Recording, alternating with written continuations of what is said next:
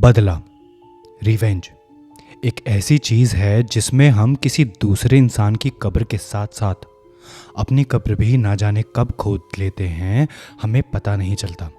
और जब पता चलता है तब तक बहुत देर हो चुकी होती है। मेरा नाम आरुषि है और आज मैं आपको अपनी ज़िंदगी की वो काली कहानी सुनाने जा रही हूँ जिसकी नींव मैंने खुद अपने इन्हीं हाथों से रखी थी। इस हॉरर स्टोरी की एंडिंग बहुत ही खौफनाक और थ्रिलिंग है, तो आई रिक्वेस्ट यू कि इस वीडियो को एंड तक ज़रूर देखना। चैनल पर नए हो तो please do hit the subscribe button, do like the video. मैं हूं अभिमन्यु सिंह और आप सब देख रहे हैं Abhimanyu Singh talks, your daily dose of horror and thrill.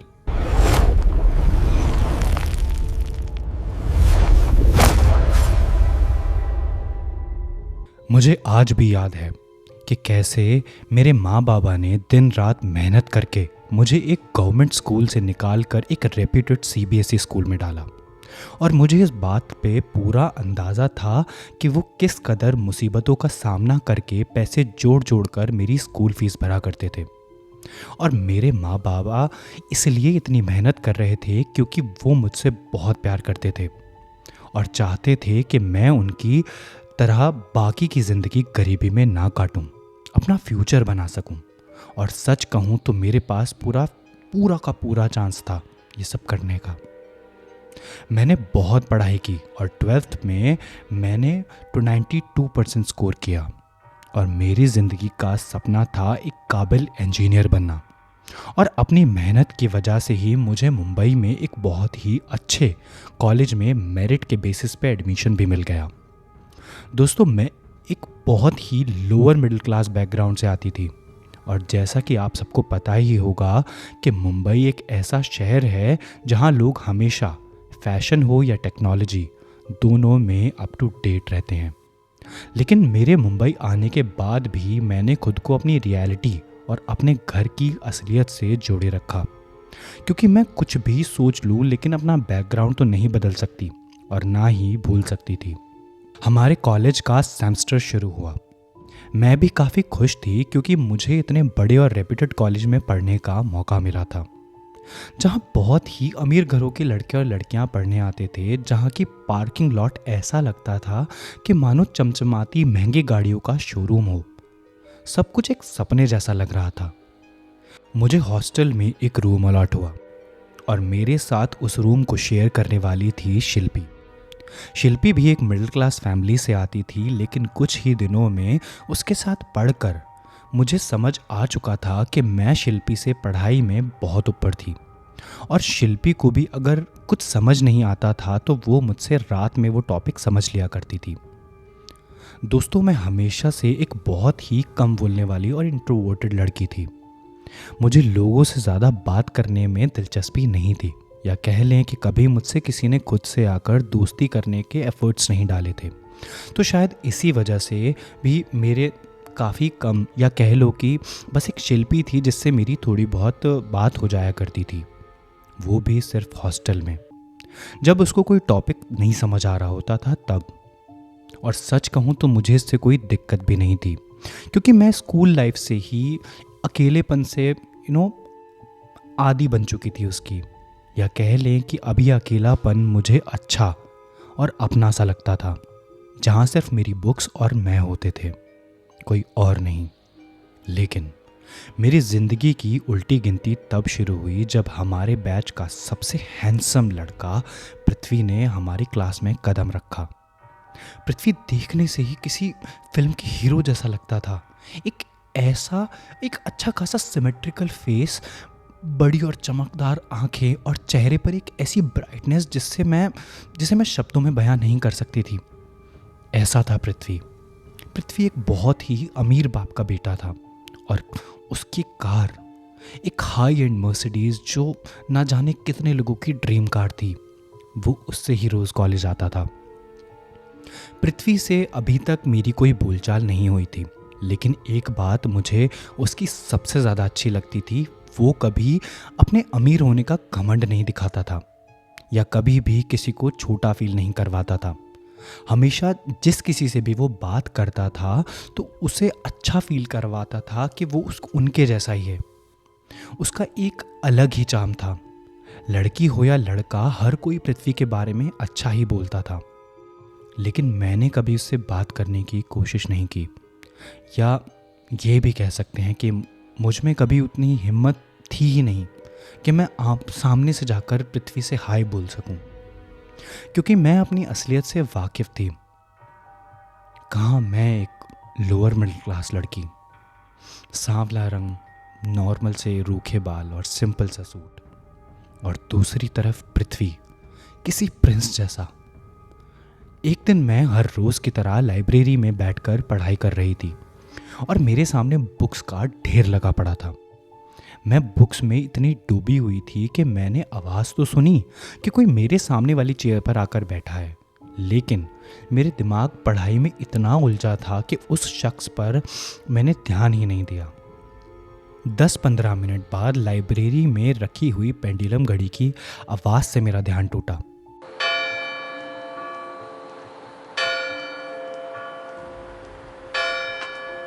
3 बज चुके थे और जैसे ही उस आवाज़ से मेरा ध्यान टूटा और बुक से मेरी नज़र ऊपर उठी, मेरी सांस मेरे गले में ही अटक रह गई। मेरे सामने कोई और नहीं बल्कि पृथ्वी बैठा था और बड़े ही ध्यान से अपने होठों पर एक धीमी सी मुस्कान के साथ मुझे देख रहा था। मेरे दिल ने कुछ पल के लिए तो मानो धड़कना ही बंद कर दिया था। पृथ्वी, जिसके ऊपर हमारे बैच की सारी लड़कियां मरती थीं, आज वो मेरे सामने बैठा था। कहीं ये कोई सपना तो नहीं? मैं ये खुद से पूछ ही रही थी कि तभी पृथ्वी अपनी चेयर को थोड़ा सा आगे खिसकाते हुए टेबल पर झुकते हुए बोला, हाय आरुषि। दोस्तों, अब मेरा दिल जोर से धक धक कर रहा था, मानो कि बाहर आ जाएगा। पृथ्वी को मेरा नाम भी पता था। मेरे मन में अब लड्डू फूटने लगे थे। तभी पृथ्वी ने मेरी आंखों के सामने अपना हाथ हिलाते हुए कहा, कहाँ खोई हुई हो आरुषि? मैं अपने ख्यालों से बाहर आई और थोड़ा झिझकते हुए उसे हाय बोला। तभी पृथ्वी बोला कि यार, मैं काफ़ी देर से क्लास में बैठा था और मुझे एक टॉपिक समझ नहीं आ रहा है। तभी वहाँ शिल्पी आई और जब मैंने उससे पूछा कि यार तुम मुझे समझा दो, तो उसने एक ही नाम लिया कि अगर ये टॉपिक कोई समझा सकता है तो वो है आरुषि। मैं अंदर ही अंदर मुस्कुरा रही थी और मन ही मन में शिल्पी का शुक्रिया अदा कर रही थी। करीब 1 घंटे हम साथ बैठे और मुझे जितना भी वो टॉपिक आता था मैंने पृथ्वी को उतना समझा दिया। पृथ्वी बहुत खुश था और उससे भी ज़्यादा खुश थी मैं। वो कुछ बोलने ही वाला था कि तभी टेबल पर रखा उसका फ़ोन वाइब्रेट करने लगा। उसने चेयर से उठते हुए मुझे थैंक यू कहा और ये कहकर बोला कि कल मिलते हैं आरुषि, बाय। मैं आज बहुत खुश थी। टाइम कब निकला मुझे पता ही नहीं चला। अगला दिन भी आ गया। मैं हर रोज़ की तरह लेक्चर के बाद लाइब्रेरी में बैठकर पढ़ रही थी। तभी वहाँ पृथ्वी आकर बिल्कुल मेरे साइड वाली चेयर पर बैठ जाता है और मुझसे बड़ी ही प्यार से कहता है, पढ़ाई हो गई हो तो कुछ खा ले आरुषि जी। सच कहूँ तो मेरे बैग में रखी हुई टिफ़िन में 30 रुपये वाले प्लेट के छोले कुलचे थे, जिन्हें मैं इस कॉलेज में अब पृथ्वी के सामने तो नहीं खा सकती थी। वो 30 रुपये के छोले कुलचे मुझे बार बार मेरी औकात याद दिला रहे थे। मैंने पृथ्वी को मना करते हुए कहा, नहीं नहीं पृथ्वी, अभी बहुत पढ़ना है, एग्ज़ाम्स भी पास हैं और आज मैं ब्रेकफास्ट भी हैवी करके आई हूँ, मेरा मन नहीं है। लेकिन फिर भी पृथ्वी मेरी बुक्स को उठाकर मेरे बैग में डाला और मेरा हाथ पकड़कर मुझे लाइब्रेरी से बाहर ले जाने लगा और मैं भी उसके साथ चलती गई। मेरा दिमाग उसकी दोस्ती को अब प्यार समझने लगा था, जबकि पृथ्वी का बिहेवियर हर किसी के साथ ऐसा ही था। लेकिन मुझे लगने लगा कि पृथ्वी भी मुझे पसंद करता है। बस एक यही टाइम था जहाँ मेरी अकल पर पत्थर पड़ गए थे और मेरे दिल ने अब खुद ब खुद ख्याल बुनना शुरू कर दिया था। मुझे पता नहीं था कि मेरे यही ख्याल मुझे एक ऐसे अंधेरे और एक ऐसी काले साए की तरफ खींचे चले जा रहे थे जो आने वाले टाइम पर मेरी तकदीर पर काली स्याही उड़ेलने वाला था। अब धीरे धीरे पृथ्वी और मैं डेली बहुत सारा टाइम स्पेंड करने लगे। मुझे आज भी याद है कि हमारे एक असाइनमेंट को सबमिट करने की लास्ट डेट थी और मैंने उसमें पृथ्वी की हेल्प की।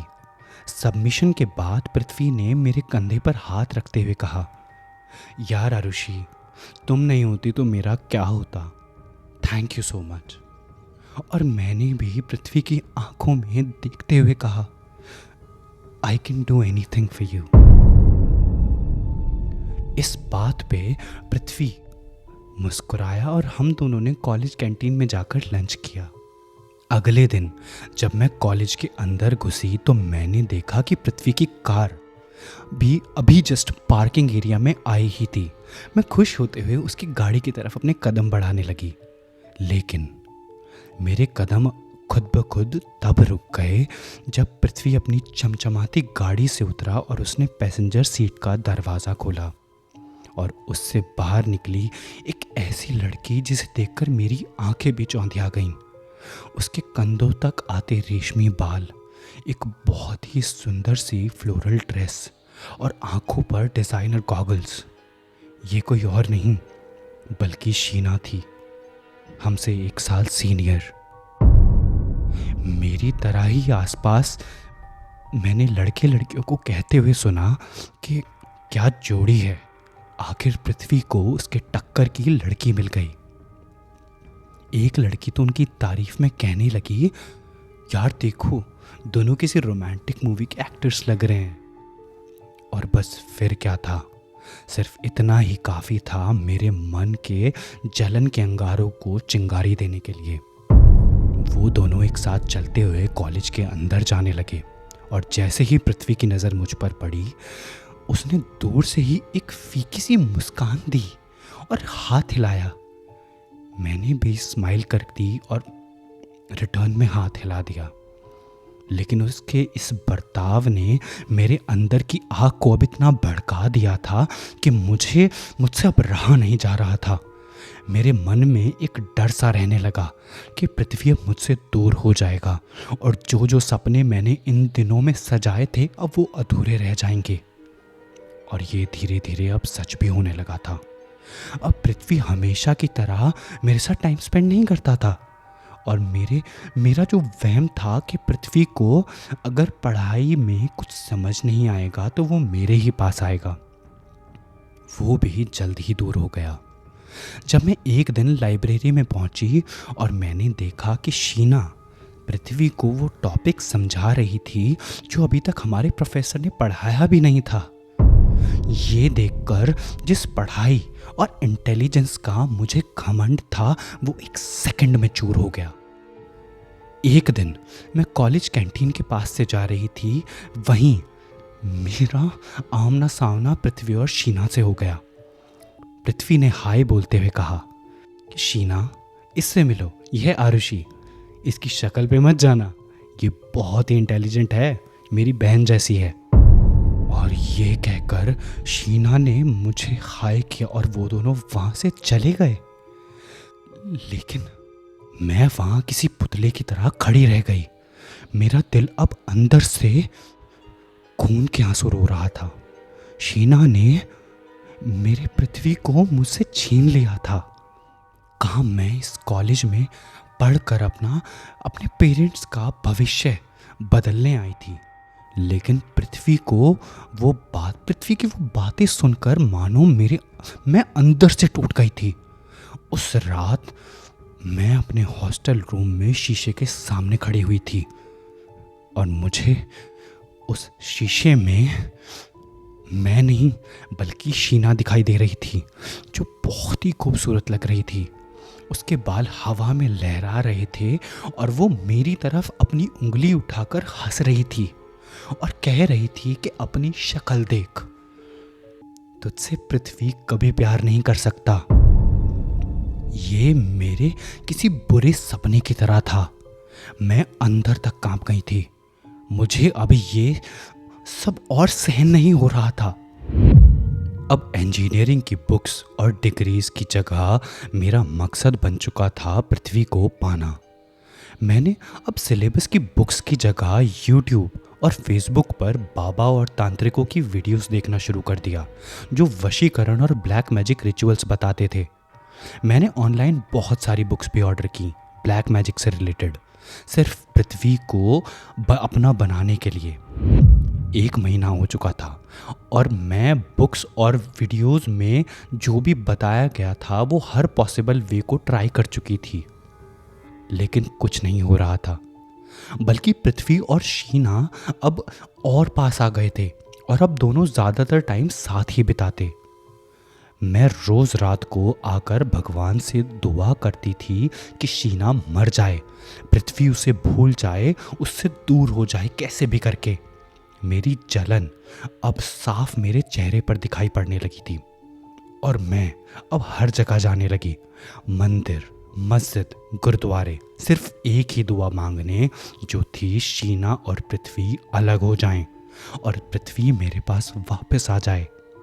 लेकिन शायद भगवान ने भी तब मुझसे मुंह मोड़ लिया था। मुझे याद है उस दिन मैं मंदिर से लौट रही थी कि रास्ते में एक शमशान घाट पड़ता था। मोस्टली वहाँ एक आदमी मुझे दिखाई पड़ता था जो किसी सुलगती हुई चिता के अंगारों के पास बैठकर कुछ तो करता रहता था। आज जब मैं लौट रही थी तो मैंने देखा कि वहाँ उसका सामान तो रखा था, लेकिन वो वहाँ था नहीं। शमशान के गेट पर भी कोई नहीं था। न जाने क्यों मेरे कदम खुद ब खुद उस शमशान की तरफ बढ़ गए। जैसे ही मैं उस जगह के पास पहुंची जहां उस बाबा का सामान रखा हुआ था, तभी मेरे पीछे से आवाज आई, जो तुम पाना चाहती हो वो तुम्हें मंदिरों में या मस्जिदों में नहीं मिलेगा। मैं हैरानी से पीछे पलटी तो मैंने देखा कि ये कोई और नहीं बल्कि वही बाबा थे।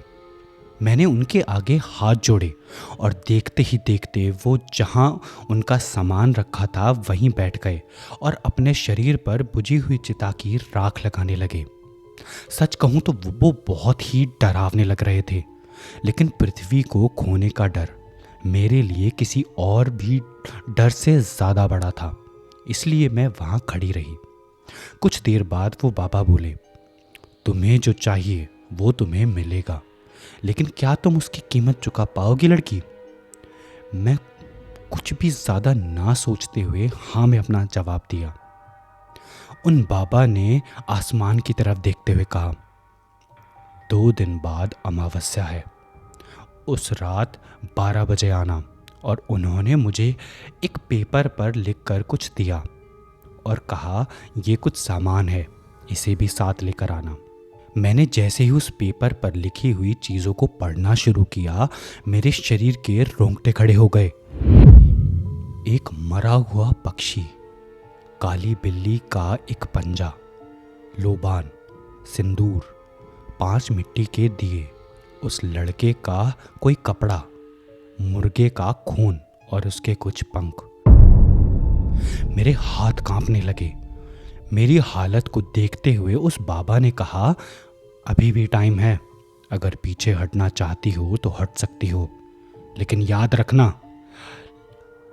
अगर एक बार तुमने ये पूजा शुरू कर दी तो पीछे नहीं हट सकती, क्योंकि अगर तुम पीछे हटी तो तुम खुद जिंदा नहीं बचोगी, वो प्रेत तुम्हारी ही आहुति ले लेगा। लेकिन अब मैं इतनी दूर आ गई थी कि अब मुझे पृथ्वी के अलावा कुछ नहीं दिखाई पड़ रहा था। मैंने बाबा के सामने हाथ जोड़े और वहाँ से चली गई। उस रात मैं सोई नहीं। मैं सोचती रही कि कैसे मुझे सारी चीज़ें जमा करनी हैं और बड़ी मुश्किल से मैंने जैसे तैसे सारी चीज़ें जमा कर ली। घिन तो बहुत आई, लेकिन मेरा इरादा पक्का था। शिल्पी ने मुझसे कई बार कहा, मुझे कई बार टोका कि तुम्हारे बैग से इतनी गंदी स्मेल किस चीज़ की आ रही है, लेकिन उसे क्या पता था उसमें वो चीज़ें हैं जो मुझे पृथ्वी वापस ला कर देने वाली थी। अब बस एक चीज़ बची थी और वो थी पृथ्वी का कोई कपड़ा। मैं क्लासरूम में बैठकर सोच ही रही थी कि तभी बेल बजी। लेक्चर ख़त्म हो गया था और सारे स्टूडेंट्स एक एक करके हॉल से बाहर जाने लगे थे। मुझसे 2 सीट आगे पृथ्वी बैठा था। जैसे ही वो उठा और उसने अपना फ़ोन अपनी पॉकेट से बाहर निकाला, मेरी आंखों में जीत की चमक आ गई, क्योंकि फ़ोन निकालते हुए उसकी पॉकेट से उसका रुमाल गिर गया था। क्लासरूम खाली हो चुका था। मैं उठी और पृथ्वी का रुमाल झट से उठाकर बैग में डाल लिया, और अब पता नहीं क्यों मेरी खुशी का ठिकाना नहीं था। जैसे ही मैं कैंटीन के सामने से निकल रही थी, मुझे ज़ोर से शीना और पृथ्वी के हंसने की आवाज़ आई। मैंने अपने मन ही मन में कहा, आज जितना हंसना है हंस लो शीना, क्योंकि कल से तुम्हारी उल्टी गिनती शुरू। रात के 12 बज रहे थे और मैं जैसे तैसे अपने हॉस्टल से चोरी छुपके बाहर निकली। मैं शमशान में पहुंच चुकी थी। बाबा आज भी उसी पोजीशन में, उसी जगह एक चिता पर अंगारों पर रोटियां सेक रहे थे। इतना ही काफ़ी था मेरे शरीर को ठंडा करने के लिए।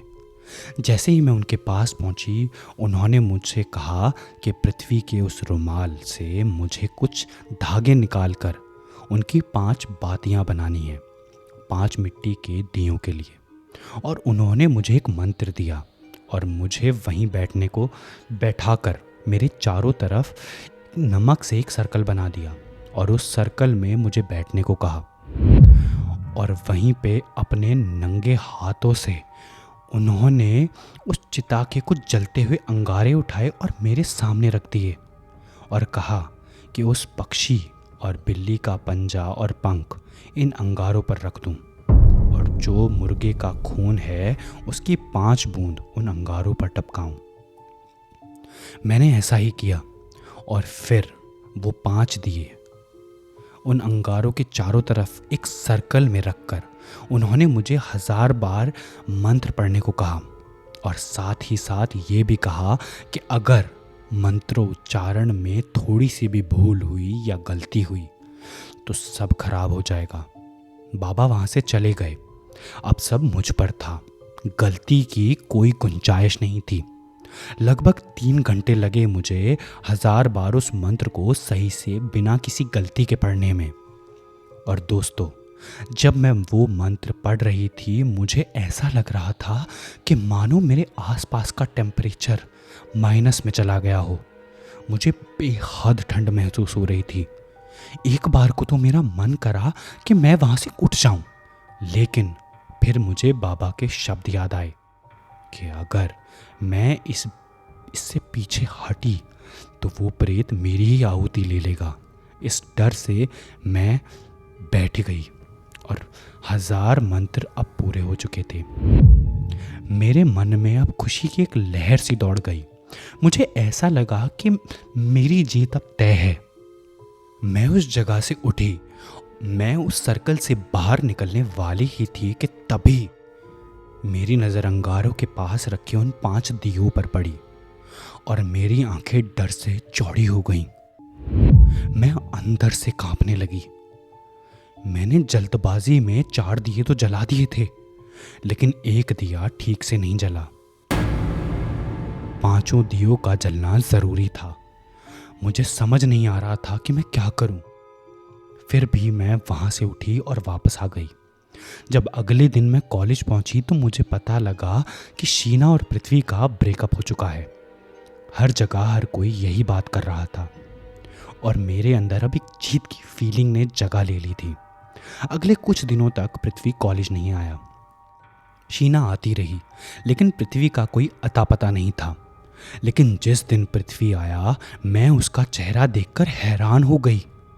वो लड़का जिसे देखकर कोई हर लड़की उससे बात करना चाहेगी, जिस लड़के के चेहरे पर एक ऐसी चमक होती थी कि कोई उसके फेस से अपनी नज़र नहीं हटा पाता था, आज वो ऐसा लग रहा था कि मानो उसके शरीर में खून है ही नहीं।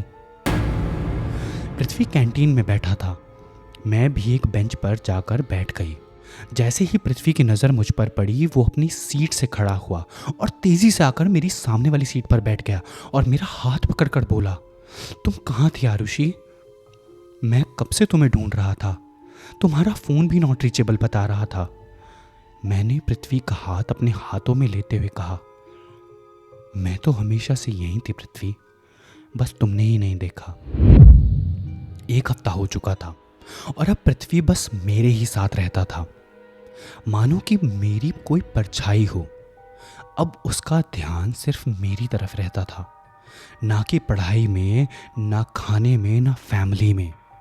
अब मैं खुद से ही पूछने लगी थी कि क्या मुझे ऐसा पृथ्वी चाहिए था जो हमेशा मेरे पीछे रहे, कुछ और उसे सूझे ही ना, या वैसा पृथ्वी जैसा मैं उसे पहली बार देखा था, मानो कि पृथ्वी अब मेरा गुलाम सा बन गया था। अब वो नहीं रहा था जिस पृथ्वी को पाने के लिए मैंने इतना सब किया था। धीरे धीरे अब उसे काले साए दिखाई देने लग रहे थे। वो रोज आकर मुझे अपने डरावने सपनों के बारे में बताता, जिसमें उसे मैं दिखाई देती और मेरे पीछे काली परछाई जो पृथ्वी को देखकर हंस रही होती, और फिर एक पलक झपकते ही वो काली परछाई उसका गला दबा रही होती।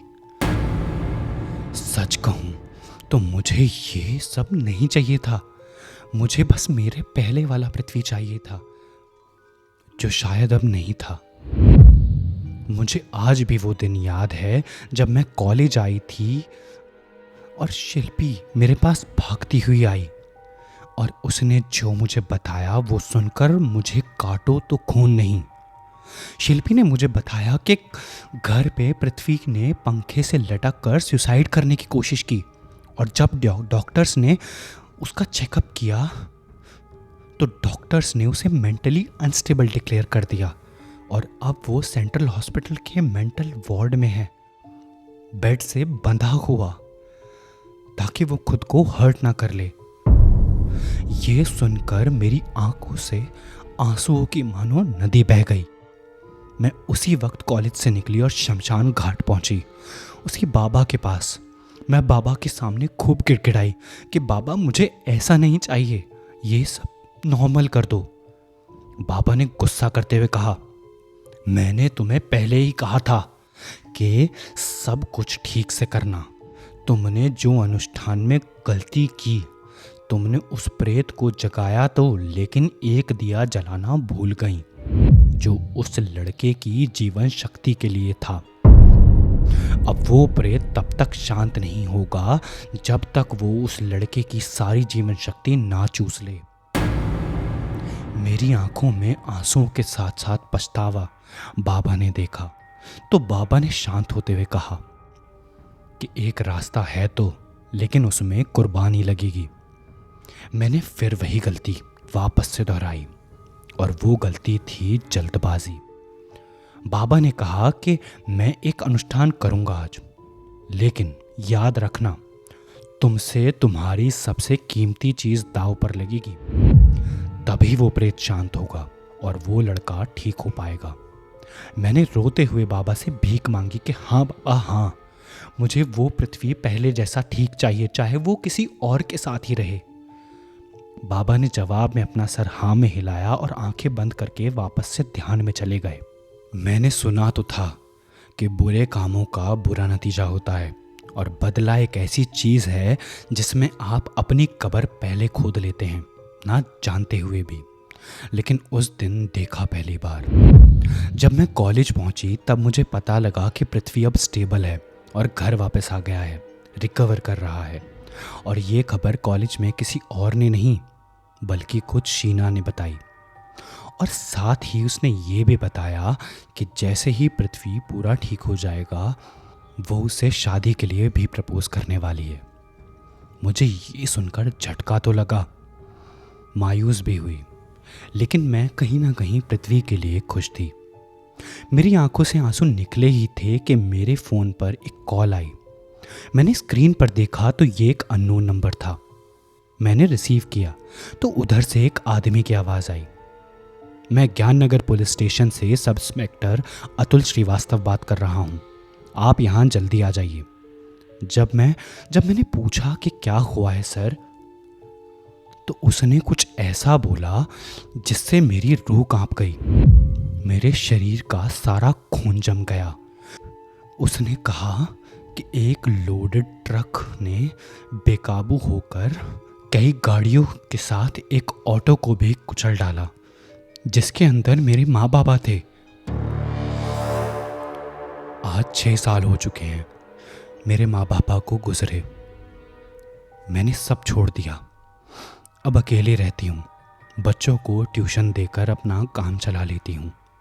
कोशिश करती हूँ कि लोगों से दूर रहूँ, क्योंकि वो प्रेत अभी भी मेरी ज़िंदगी से गया नहीं है। आज भी जब मैं सोती हूँ तो 2 आँखें दरवाजे के पीछे से मेरी ही तरफ देखती रहती हैं। आई होप आप सबको ये हॉरर स्टोरी पसंद आई होगी। आपसे गुजारिश है कि अगर स्टोरी पसंद आई हो तो इसे लाइक ज़रूर करें, और चैनल को सब्सक्राइब नहीं किया है तो इसे प्लीज़ सब्सक्राइब भी कर लें। मैं मिलता हूँ आपसे अपनी नई वीडियो में एक नई हॉरर स्टोरी के साथ। तब तक के लिए अलविदा, and keep watching Abhimanyu Singh talks, your daily dose of horror and thrill.